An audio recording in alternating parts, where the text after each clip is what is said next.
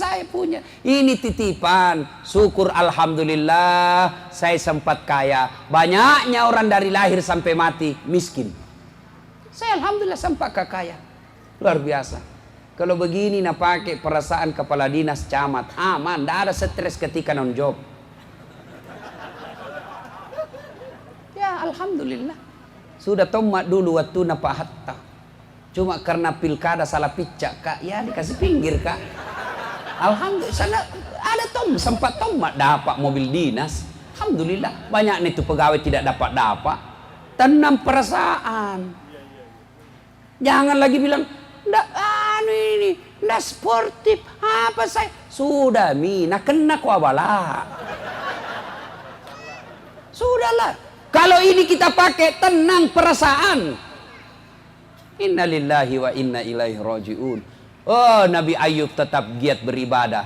Akhirnya Allah sindir itu iblis. Apa? Masih mau kok? Coba kau tahu. Habis hartanya. Masih soleh dia. Nabi bilang iblis tidak. Dia begitu karena dia punya anak. Coba kalau tidak ada anaknya. Tidak begitu itu.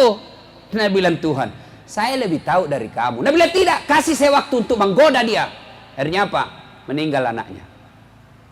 Meninggal anaknya, datang lagi iblis. Ayub, apa lagi tuh kau sembah Tuhanmu? Hartamu habis nak ambil. Sekarang anakmu lagi nak ambil. Apa Nabi bilang Ayub alaihissalam? Inna lillahi wa inna ilaihi raji'un. Iya anaknya. Taruh-taruh na puangnya. Melok ni nala puangnya. Tanya memang ya punna. Ini anak titipan Allah. Allah menginginkan. Memang bukan saya punya. Silahkan. Alhamdulillah saya syukur sempat merasakan punya anak. Berapa banyak orang puluhan tahun sudah menikah tidak punya anak. Langsung Nabi bilang mahasiswaku, iya Ustaz sama. Saya mau 27 umurku tidak punya kak juga anak. Aku bilang bagaimana aku mau punya anak? Nanda ada istrimu sota. Tapi ada lebih jago pak. Tidak ada suaminya ada anak. Lebih hancur lagi nih dongo. Ini mi pergaulan bebas. Hati-hati ibu. Hati-hati bu ya. Bu, pak, buat kita semua. Kira-kira bulan lalu pak, sebelum saya ke Turki, ada anak curhat usia 15 tahun. 15 tahun SMP. Curhat apa? Hamil pacarnya. Dan pacarnya juga usia 15 tahun. Saya tanya itu anak, bisamu itu umur begitu kok bisa? Saya tanya, penasaran kak ingin tahu. Berapa itu perempuan pernah kau kasih begitu? Karena tidak mungkin satu. Nabi bilang 5 mi Ustaz. Yang membuat saya merinding dan ketakutan apa dia bilang? Waktu saya tanya, di mana kau lakukan? Dan tidak bisa kau masuk hotel. Apa Nabi bilang? Di rumahnya itu perempuan. Bagaimana caranya? Dia bilang orang tuanya kan pegawai. Saya sudah tahu jam pulangnya. Hati-hati ibu. Suami istri bekerja, anak tak sudah gadis, dan malam pi baru ada ki di rumah, hati-hati ki. Jangan sampai terlalu sibuk ki cari harta, jabatan, pangkat, anak tak berzina di rumah tak. Begitu kita mati ini nanti yang kasih perkara ki pak. Karena tidak ada nanti pertanyaan terpilih jako DPR. Ketika kita dikubur tidak ada pertanyaan itu. Berapa periode kau di DPR? Nah, ditanya itu anak tak, kenapa bisa itu kau berzina di rumahnya anakmu? Anakmu berzina di rumahmu, sibuk duduk kau toh. Hati-hati pak. Dan ini terjadi. Bukan di sinetron, fakta. Mengerikan. Saya lagi pulang mengajar dari Unhas, saya putar radio. Saya dengar berita pak, apa berita? Kementerian Pemberdayaan Perempuan melakukan riset terhadap anak SD sekitar 6 juta penduduk SD. Ditanya, pernahkah kau melihat adegan-adegan porno? 3% dari 6 juta itu yang menjawab tidak pernah. 3% saja. Apa yang rusak anak tak ibu? Apa yang rusak anak tak pak? Handphone. Begitu bapak belikan handphone anaknya yang mahal-mahal tak 1 juta ada kameranya, itu sama anak tak kita suruh nonton film porno. Kenapa bisa Ustadz? Begitu dia punya handphone dan punya paket, bisa online, maka semua jenis film porno bisa dia lihat. Bu, boleh ibu belikan smartphone anaknya, boleh bapak-bapak belikan HP yang mahal-mahal, tapi ibunya harus periksa setiap saat apa SMS-nya, apa WhatsApp-nya, apa fotonya, apa videonya yang ada di situ. Jangan sampai kita belikan handphone tidak pernah kita periksa HP-nya anak tak. Masolang itu anak tak, Pak. Apa yang rusak? Bu, barangkali ibu tidak tahu karena kita kasihan sibuk makin cari nafkah. Apa yang rusak anak tak sekarang? Ada yang namanya video call. Apa itu video call? Video sambil dia lihat videonya, menelpon sambil dia lihat gambarnya. Kalau nelpon manual yang dengar saja, itu tradisional. Sekarang anak-anak menelpon pakai video. Nah lihat itu anak tayang cewek, karena di dalam kamar, supaya tidak kedengaran pakai headset. Baku bicara nih. Nah bilang mi cowoknya, jangan kau ngomong nah supaya tidak dengar mamamu. Ya, lihat ke bibirmu dek. Kasih keluar di data. Kasih turun di leher. Ini Nabila mencok deh putihnya penasaranku. Lihat kide. Iya dong kan saya anak mami kak. Kasih lihat turun-turun lagi sedikit. Cek depi.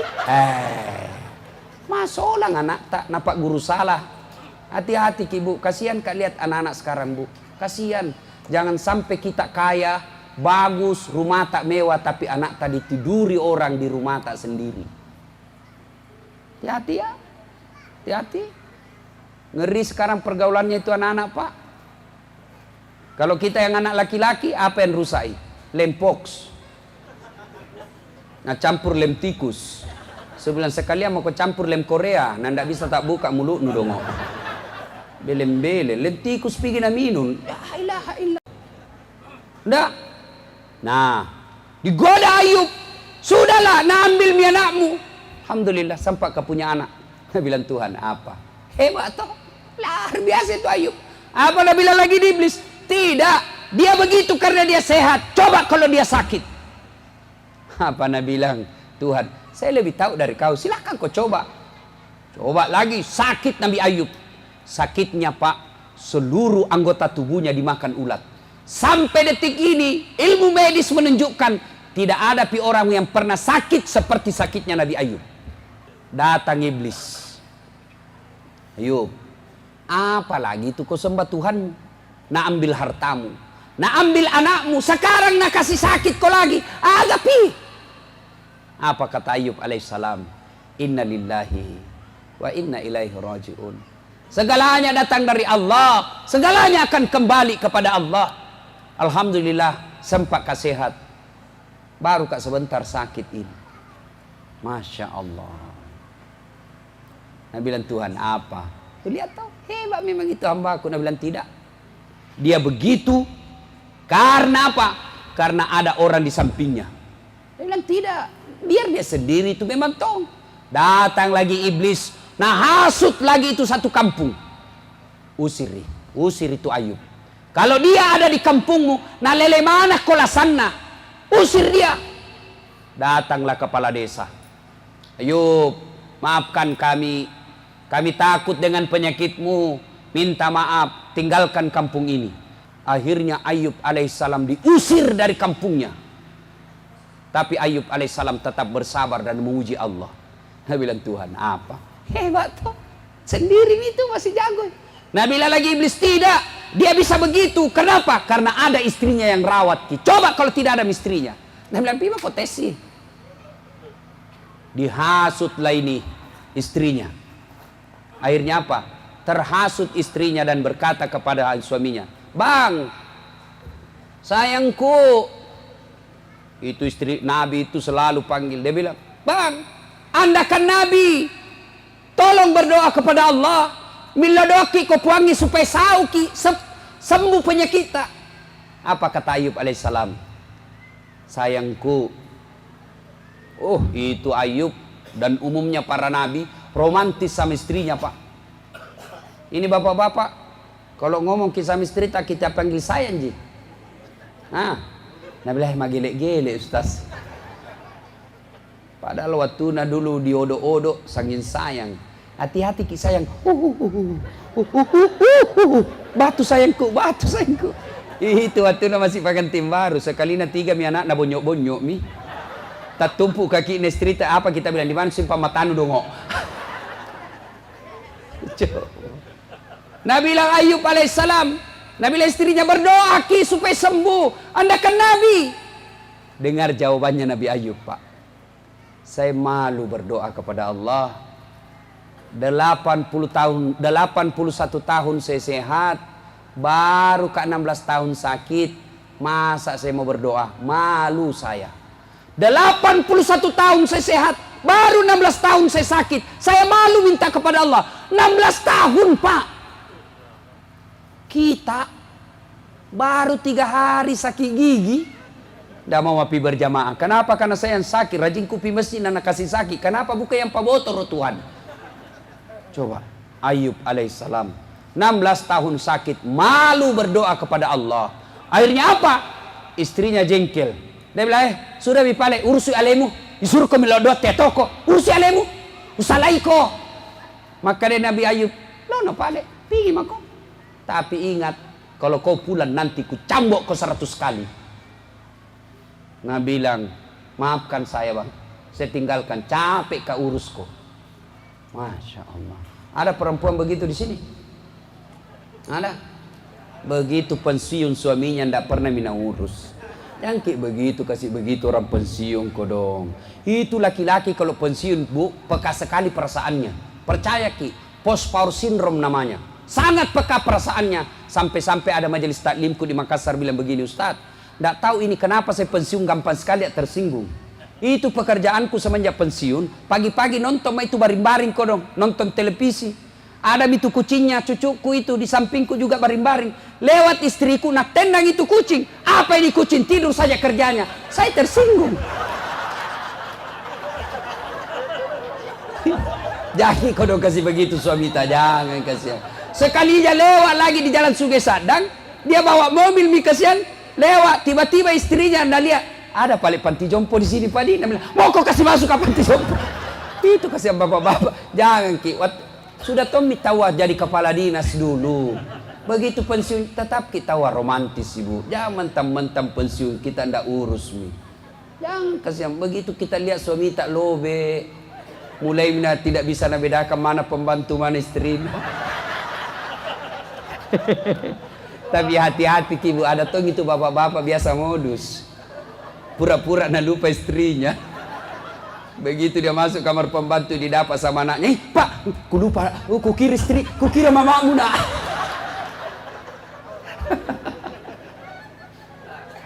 Akhirnya pergi pergi istrinya.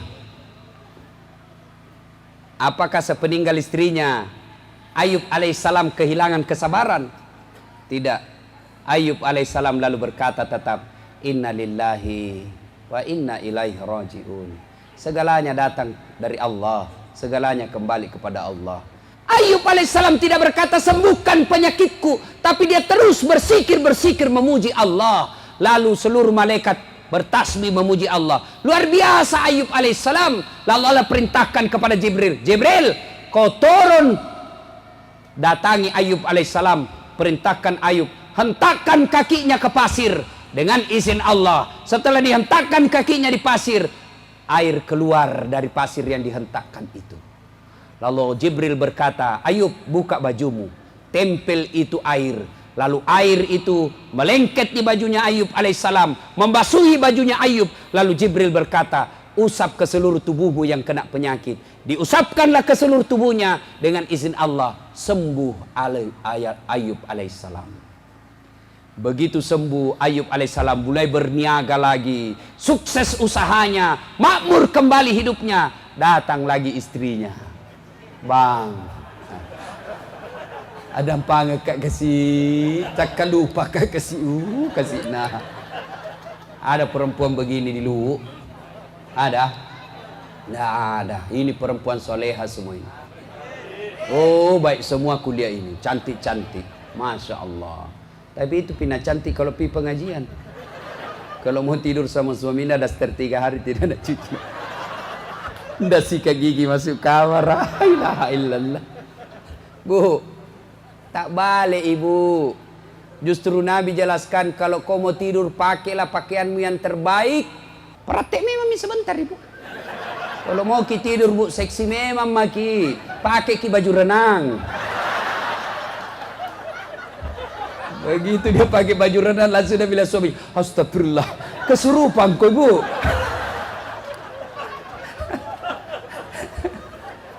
Tapi serius ini bu ya. Dan ibu majelis taklim. Oh alhamdulillah itu majelis taklim cantiknya kalau pi pengajian. Bahkan salawatnya baik.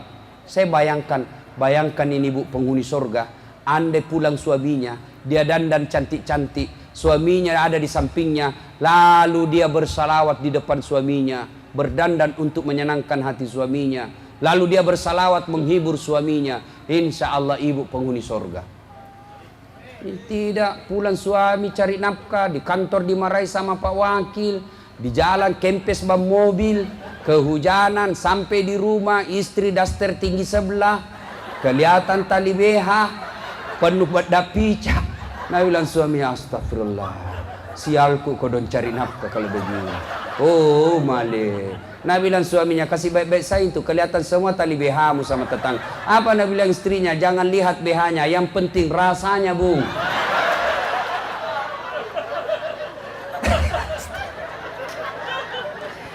Bagaimana kita tidak menderita fisik Pak cepat tua? Bagaimana kita tidak cepat pikun istri pakai jili-jili di rumah Pak? Kita nonton sinetron yang kita lihat Agnes Monica, dilihat cantik-cantik, balik kile istri tak, berat badannya 120, rambutnya acak-acakan, duduk di kursi na angka kakinya, na angka kalepaknya begini, malotong, baru menguap. Oh! Bagaimana tidak kesurupan suami kita? Ibu, jaga tahu bu, nak kena semua kita. Makanya ibu, servisai korang itu suami kita. Ya, baru sudah jelek, nalarang lagi suaminya kawin lagi. Memang caranya kau mau diharap, mesin tua, perawatan tinggi, pemakaian kurang.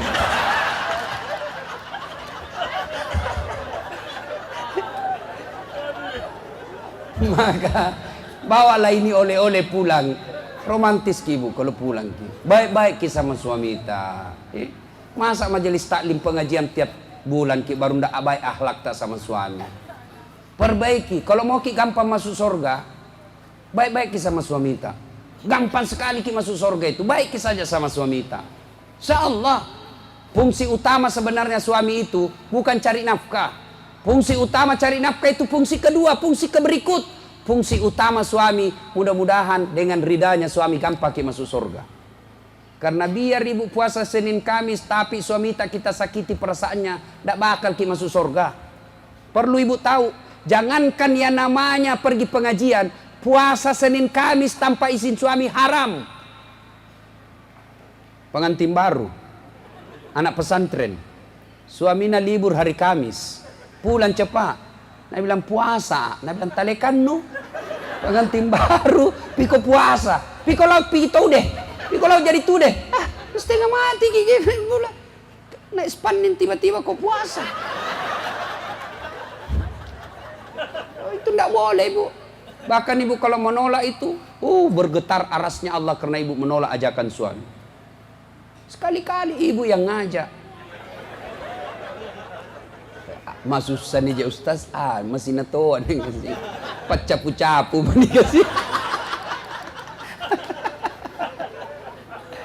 Kita lanjut kisah. Datanglah istrinya Ayub alaihissalam. Datang lagi. Apa kata Ayub? Ya, saya maafkan sukanya. Saya memang ku sayang kau, tapi pernah kau melanggar toh. Kau ingat janjiku dulu atau kau tinggalkan kak? Ingat apa? Ku cambuk kau 100 kali. Itu harus saya laksanakan. Akhirnya apa? Ayub alaihissalam mengambil lidi. Tahu lidi? Lidi? Dia ambillah 100 lidi. lalu diikat jadi satu, lalu dia pukul istrinya. Di mana dia pukul? Nah bilang Ayub, saya harus pukul kau dek 100 kali. Deh, bisanya itu, jama kau banyak bicara. Bagaimana caranya? Angkat telapak kakinya. Dia angkatlah telapak kakinya istrinya Ayub alaihissalam, lalu Ayub alaihissalam memukulnya 1 kali, 100 kali. Kenapa? 100 lidi 1 kali, sama. Dan di mana yang dia pukul? Telapak kakinya. Jangan sampai bapak salah paham. Pulang dengar ceramah bahwa boleh memukul istri, dia pulang dia pukul istrinya. Pak! Beleng. Bukan muka dipukul, Pak, telapak kaki. Itu pun pukul bukan karena marah, pukul bukan melukai, pukul bukan untuk menyakiti, tapi dipukul untuk mendidik. Itu boleh, Islam itu membenarkan wanita dipukul, tapi telapak kakinya. Jangan pernah begini, ya masa laki-laki. Lebih baik bapak diamlah. Kalau sudah tidak suka ya sudah, pisah ranjang. Cara mendidik istri kan pertama tegur, Bu, sembahyang ku ibu. Berapa kali makin dikasih tahu sembahyang saiki. Malu-malu gitu sama Nakta. Bagaimana Nakta mau sholat kalau mamanya tidak sholat? Sudah, halus dulu. Ternyata besok masih tidak sholat. Mulai naik tekanan suara. Cara kedua, suara mulai apa saya sudah bilang? Kau sholat, masih juga tidak sholat. Mulai naik tekanan suara. Masih juga tidak mau. Maka cara ketiga pisah ranjang.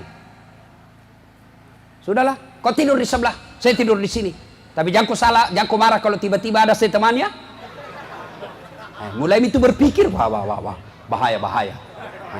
Tetap tidak sholat, maka apa? Langkah ketiga, kasih kembali ke bapaknya. Pak, sudah mesti kasih tahu ini istriku. Tidak momentum mendengar. Siapa tahu dengan bapak baru mendengar. Saya titip kembali istriku ke kita. Itu, kembalikan dulu ke orang tuanya. Ternyata masih tidak mau. Bapak ambil langkah berikutnya. Kasih tahu. Dia metomil mengkalinga. Apa boleh buat? Izinkan saya kawin lagi. Kecuali kalau kau masih mau berubah, tidak bakal saya ada perempuan lain di hatiku. Tapi kalau kau tidak mau berubah, saya tidak mau berperkara di akhirat. Kau yang tidak sholat, saya masuk neraka. Lebih baik saya cari perempuan yang taat sama saya. Oh, pusing mi Pak. Langsung bisa main mi Pak, bawa pulang cepat. Mama sembahyang mak, insya Allah sembahyang mak. Begitu. Tidak langsung dipukul Pak. Saya tidak masuk akal kalau ada laki-laki pukul istrinya. Masuk di akal. Masa laki-laki pukul perempuan? Ya. Ibu juga sebenarnya itu laki-laki tergantung je perempuannya. Tergantung perempuannya. Ada beberapa pejabat-pejabat curhat sama saya. Tidak berani kawin lagi. Kenapa? Baik sekali istrinya. Coba kalau bicara ki sopan. Iya daeng. Kita ji. Kalau itu mi baik. Kan kita tuan seimam. Tenang perasaannya laki-laki. Kalau kita bicara kasar terus. Dongok memang tongko kau lah bolong. Mangoyek kau hilang say motormu. Madangka kau rugi kau sede. Bawa kau lagi perahu tak balik lagi perahumu. Piko bawa mau PT-PT jungkir lagi. Nah ame mentonu tahu dongok. Nah bilang suaminya, kau tahu jak dongok, kenapa kau mau kawin sama saya? Berarti kau lebih dongok dari saya. Aku dongok tolo suami istri. Ya, hikmah ini, ayo perbaiki rumah tangga. Tahun ini hikmah Hijriah, perbaiki rumah tangga.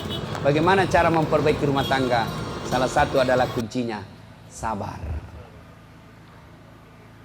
Para pejabat, kalau mau sukses memimpin jabatan Pak, sabar. Dimaki, di demo, sabar. Dihina, sabar. Memang begitu. Jangan jadi pejabat kalau mau tidak mau dikritik, jangan. Kalau tidak mau dikritik, jangan jadi pejabat publik. Lebih kita tinggal di rumah tak. Mau jadi pejabat di rumah tak maki, bikin maki. Bu, kau kepala dinas rumah tangga. Kau nak, kau paling tua, kau kepala dinas pendapatan daerah. Saya bupati. Tapi di rumah tak maki, kita tahu mau baku sanjung-sanjung. Salah orang kalau nak kritik, ada urusan apa orang mau kritik na rumah tangga tak? Jadilah pemimpin rumah tangga, tidak nak kritik maki orang. Tapi ketahuilah, meskipun kita pemimpin rumah tangga masih bisa kita kritik orang. Meskipun dalam rumah, kapan? Ketika kita pukul istri tak, maka masuk polisi memeriksa kita. Jadi bapak saudara-saudara, bersabarlah. Lalu bagaimana orang bersabar itu? Dijelaskan dalam Al-Quran, orang bersabar itu alladzi iza asabatu musibah qalu inna lillahi wa inna ilaihi rajiun. Contohlah Ayub alaihi salam. Ibu-ibu dalam rumah tangga, resep sabar tidak ada mikala. Saya bilang saya sama mamaku, mak, meluk kiruntuk pakai-pakai dek nagaga kalai. Aga nana sabara.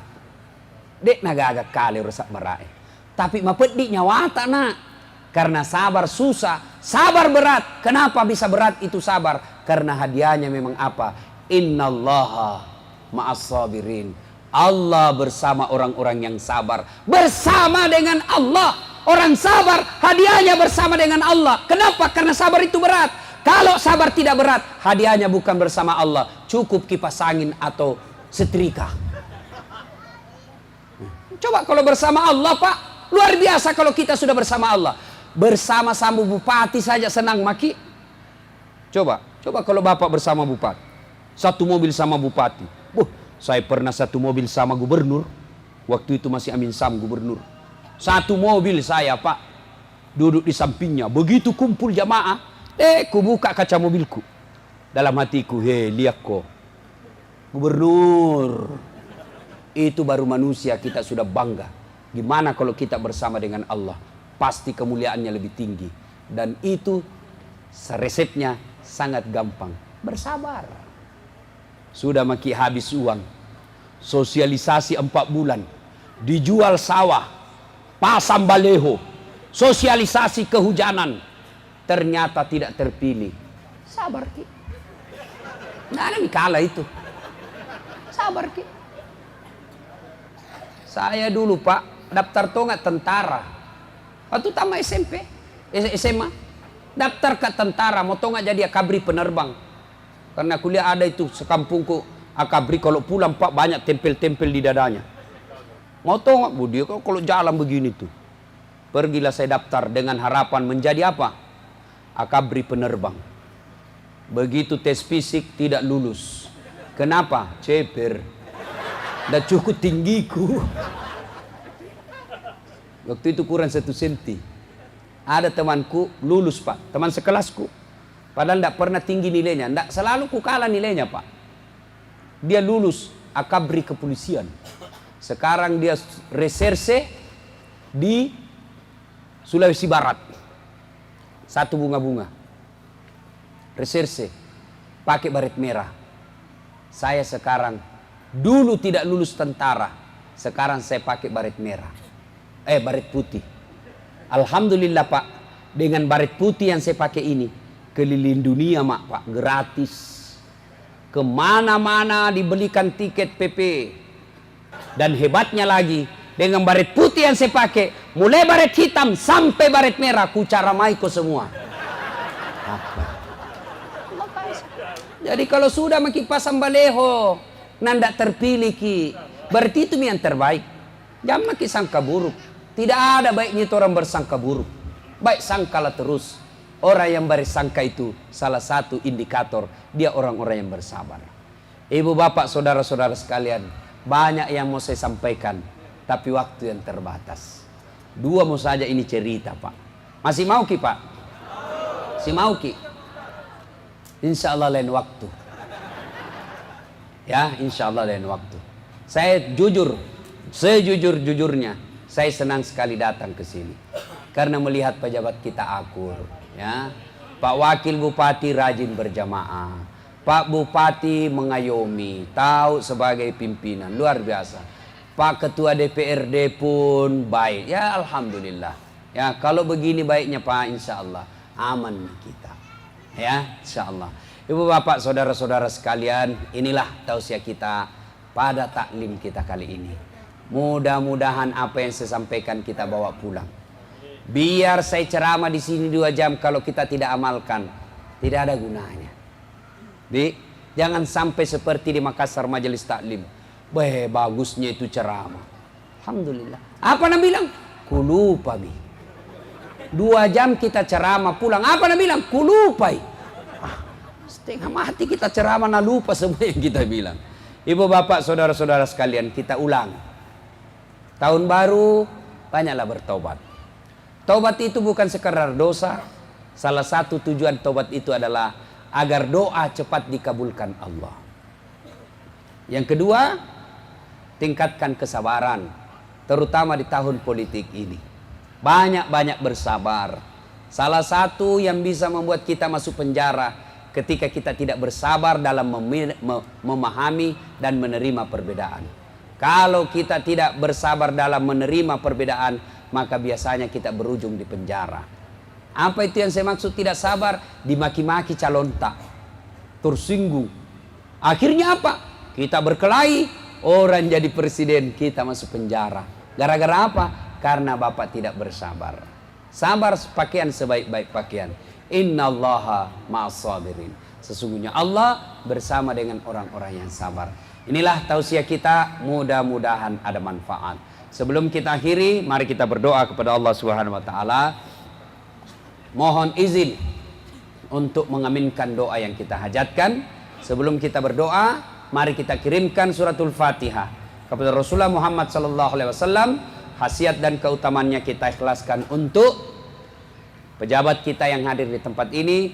Mudah-mudahan diberikan ketabahan dalam memimpin, keakuran dalam menjalankan pemerintahan. Ila hadratin Nabi Mustafa Muhammad sallallahu alaihi wasallam. Al-Fatihah.